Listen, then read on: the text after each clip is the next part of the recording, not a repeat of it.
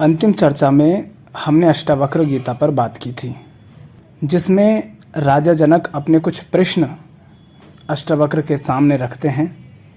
वह कहते हैं कि हे प्रभु, ज्ञान की प्राप्ति कैसे होगी, मुक्ति कैसे होगी और वैराग्य कैसे होता है, कृपया मुझे बताएं। अब यहाँ पर जो जनक हैं, राजा जनक, इनको ऐसे मत देखना कि कोई व्यक्ति है वो अपने सवाल पूछ रहा है। राजा जनक यहाँ पर प्रतीक हैं उन सब मुमुक्षुओं के जिनके ये प्रश्न हैं। यदि आपके पास ये प्रश्न है, आप ये जानना चाहते हैं कि मुक्ति कैसे होती है, ज्ञान कैसे प्राप्त होगा, वैराग्य कैसे होगा, तो आप राजा जनक के स्थान पर स्वयं को रख सकते हैं। नहीं तो ऐसे तो एक कहानी की तरह हो जाएगा ये सब। और ये है भी उसी के काम का जिसको ये प्रश्न उठते हों। जिसको ये प्रश्न ही नहीं उठ रहे, जो अभी प्यासा ही नहीं, उसके लिए पानी किस काम का। फिर अष्टावक्र क्या कहते हैं? अष्टावक्र कहते हैं कि यदि आप मुक्ति चाहते हैं तो अपने मन से विषयों को विष के समान त्याग दो। क्षमा, सरलता, दया, संतोष तथा सत्य का अमृत की तरह सेवन कीजिए। यहाँ अष्टावक्र कह रहे हैं विषयों को विष के समान त्याग दो। फिर से ये बात समझने की है कि अष्टावक्र जो बात कह रहे हैं ये उन लोगों के लिए है जो राजमहल से आगे निकल गए हैं, जो अभी राजमहल पर पहुँचे ही नहीं हैं। उनके लिए अष्टावक्र नहीं है। राजमहल पहुँचने से तात्पर्य क्या है? जनक कौन है? जनक वो हैं जिनके लिए अब राजकाज, धन दौलत, वैभव, इन सब के प्रति कोई मोह, कोई आसक्ति नहीं बची। उन्होंने जान लिया कि इन सब से भी आगे कुछ है, और उन्होंने ये भी जान लिया कि इन सब में वो नहीं है जो मुझे चाहिए। तो जो ऐसे हो चुके हैं, जिन्होंने यह जान लिया है कि धन दौलत, पद प्रतिष्ठा, ऐश्वर्य, पहचान, ताकत, सत्ता, शक्ति, इन सब से वो नहीं मिलेगा जिसकी गहरी प्यास हर किसी को है। तो जो ऐसा है, चाहे उसने भोग करके ये जाना हो जैसे राजा जनक ने जाना, या फिर उसने सिर्फ देख करके, जान करके ही जाना हो, जैसे हम कह सकते हैं कबीर साहब, जैसे कह सकते हैं संत रविदास। ये तो महल में रहे नहीं, लेकिन जाना तो इन्होंने भी। तो जो जान चुका है कि इन सब के आगे भी कुछ है, और जान करके जिसके अंदर इन सब के प्रति कोई मोह आसक्ति ना रही हो या ना रखने को तैयार हो, उसके लिए है अष्टावक्र। क्योंकि अभी भी राजा जनक अगर राज्य कर रहे हैं, शासन कर रहे हैं, तो कहीं ना कहीं वो जुड़ करके कर रहे हैं, उससे चिपके हुए हैं, आसक्त हैं कि ये मेरा है, पकड़ के बैठे होंगे कहीं छिन ना जाए।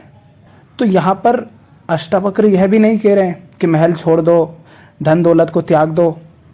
और ये बाद में हमको दिखता भी है कि राजा तो अपना राज्य चलाते रहते हैं, बल्कि जनक तो कह रहे थे कि मुझे आपके साथ ही रख लो, आपके पास ही रख लो। पर अष्टावक्र खुद कहते हैं कि जाओ, और एक अच्छे राजा की ज़रूरत है प्रजा को, तो आप राज्य करो, लेकिन विषयों के प्रति अनासक्त हो जाओ, विषयों को विष के समान त्याग दो। तो विषय माने कौन से विषय त्यागने? यहाँ ये जो मस्तिष्क है ना, ये जो मन है, यहाँ पर जो विषय तुमने पकड़ रखे हैं, जिनसे तुम जुड़े हुए हो, या ऐसे कह दो कि जिनको तुमने अपने मैं से जोड़ रखा है। मैं के साथ बहुत कुछ जोड़ रखा है ना, मैं ये, मैं वो, मैं फलाना, मैं ढिमका, मैं राजा, मैं इस राज्य का राजा, मैं उसका पति, मेरी इतनी पहचान, मेरी इतना सम्मान, मेरी इतनी शक्ति। तो यह जो विषय तुमने यहाँ पर अपने अंदर पकड़ रखे हैं, इनको विष के समान त्याग दो। क्योंकि महल तो अपनी जगह पर खड़ा है, वो तो तुम्हें अशांत नहीं कर रहा, वो तो तुम्हें बंधन में नहीं बांध रहा। अगर यहाँ होकर के भी तुम अशांत हो, बंधन में स्वयं को पाते हो, इसका अर्थ है कि बंधन तुम्हारे अंदर है, तुम्हारे साथ साथ चल रहे हैं। तो उन विषयों को विष के समान त्यागने की बात अष्टावक्र कह रहे हैं। और जो अभी यहीं पर अटके हुए हैं कि नहीं हमको तो पहले देखना है, तो उनके लिए अभी अष्टावक्र नहीं है, क्योंकि ये बाद में आपको डर लगता है कि हमसे तो सब कुछ छूट जाएगा। अष्टावक्र छोड़ने का कुछ नहीं कह रहे हैं, बाहर संसार में कुछ नहीं छोड़ने पकड़ने को कह रहे हैं। वो कपड़े उतारने का नहीं कह रहे हैं, वो कह रहे हैं शरीर के अंदर जो बीमारियां हैं उन्हें ठीक करो। तो यहाँ तक हमने बात की थी। अब आगे अष्टावक्र क्या कहते हैं?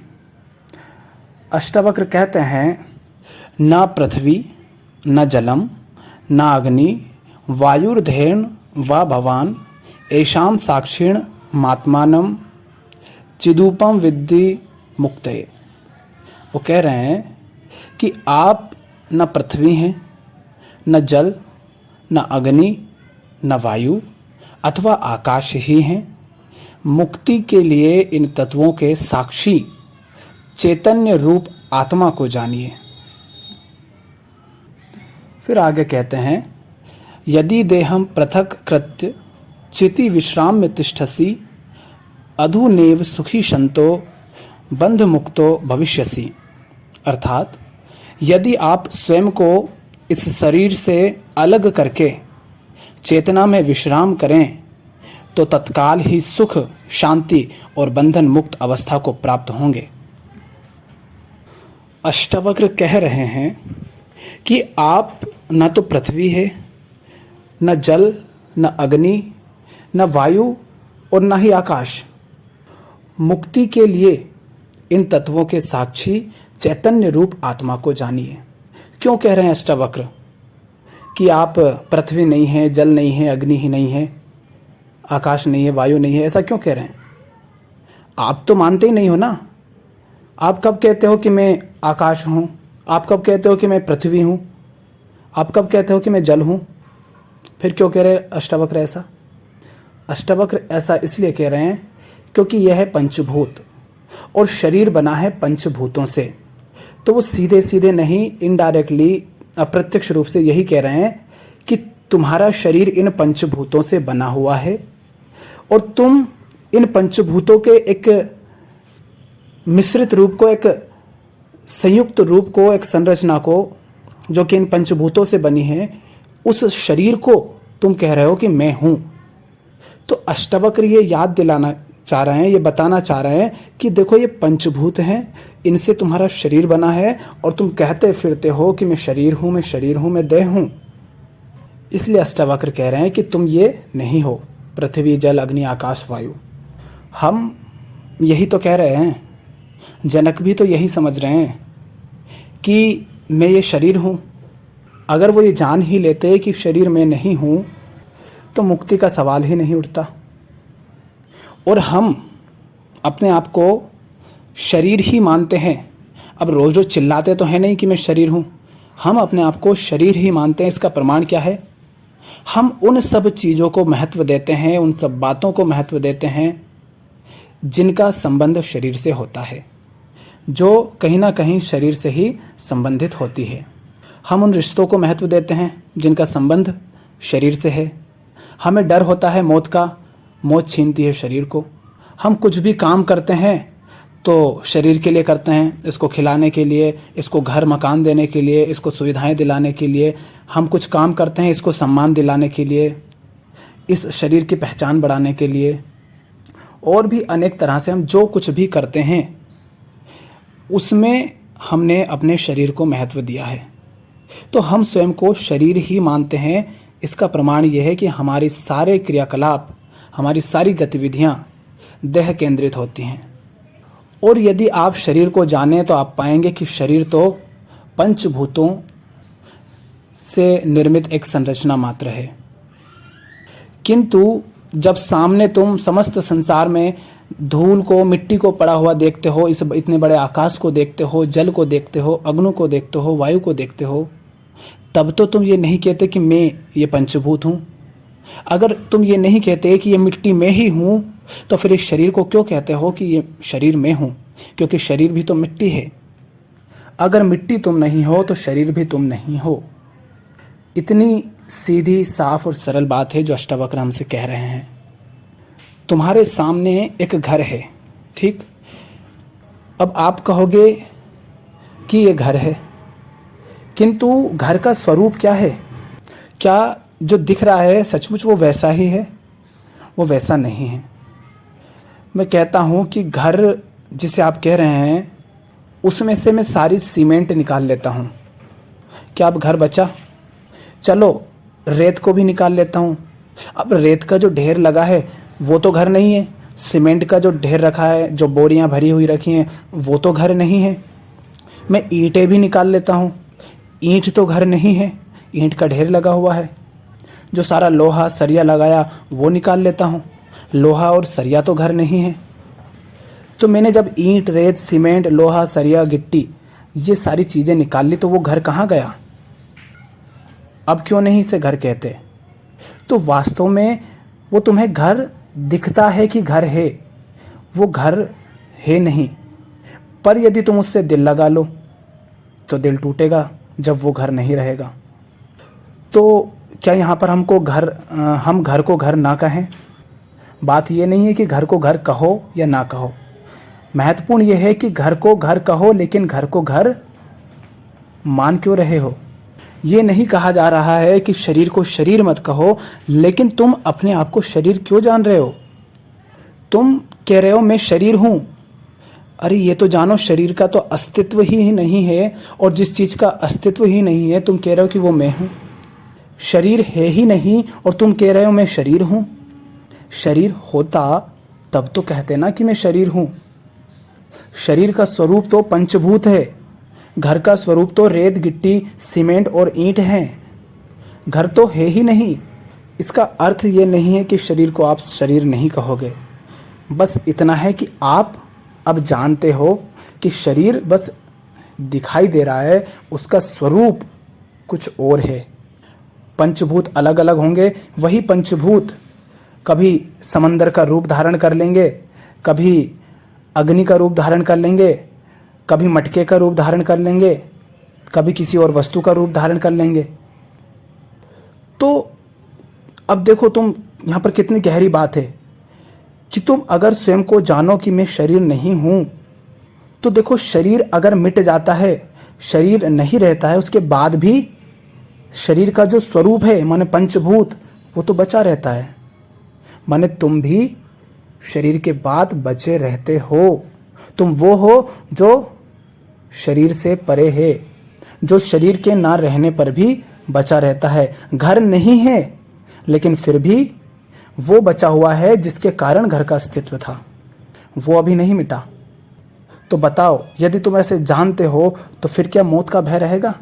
इस शरीर के छिन जाने का भय रहेगा? नहीं। लेकिन अष्टावक्र और आगे की बात कह रहे हैं। वो कह रहे हैं कि आप पृथ्वी, जल, अग्नि, आकाश, वायु नहीं हो। मुक्ति के लिए इन तत्वों के साक्षी चैतन्य रूप आत्मा को जानिए। अर्थात पंचभूत भी आप नहीं हो, आप इनके भी साक्षी हो। जैसे घर का स्वरूप था रेत, गिट्टी, सीमेंट आदि, है ना, ईंट। लेकिन क्या ईंट अपने आप में कुछ नहीं है? क्या ईंट भी ईंट है? नहीं। ईंट को बनाने के लिए भी मिट्टी लगी होगी, उसको बनाने के लिए लकड़ी का चूरा लगता है, कोई कोयला लगता है, उसको आग में तपाया जाता है, और भी अनेक तरह की चीज़ें होती हैं। तो ईंट का स्वरूप भी तो कुछ और है। इसी तरह आप पंचभूत, वो जो तत्व हैं वो भी नहीं है, आप उनके भी साक्षी हो। वह जो इन सब का साक्षी है आप वह हैं, आप उसको जानिए। जानने का अर्थ है कि आप वह हैं जो इन सब का साक्षी है। मुक्ति के लिए इन तत्वों के साक्षी चैतन्य रूप आत्मा को जानिए। अर्थात इन सब का साक्षी कौन है? आत्मा। आत्मा जो कि चैतन्य रूप है। तो अब इस शरीर के माध्यम से इन पंचभूतों का जो साक्षी है, माने जो आत्मा है, जो कि चैतन्य के रूप में है, वह तुम हो। और वह कौन है? वह साक्षी है। वह इन पंचभूतों का भी स्वरूप है। शरीर का स्वरूप पंचभूत है, किंतु पंचभूतों का भी तो कोई स्वरूप होगा, अन्यथा तो द्वैत खड़ा हो जाएगा। तो जो अंतिम है, उन सब का स्वरूप वह साक्षी चैतन्य रूप आत्मा ही है। तो उसे जानिए, आप वह हैं। अब अष्टावक्र तुरंत तुम्हें मुक्त कर देते हैं।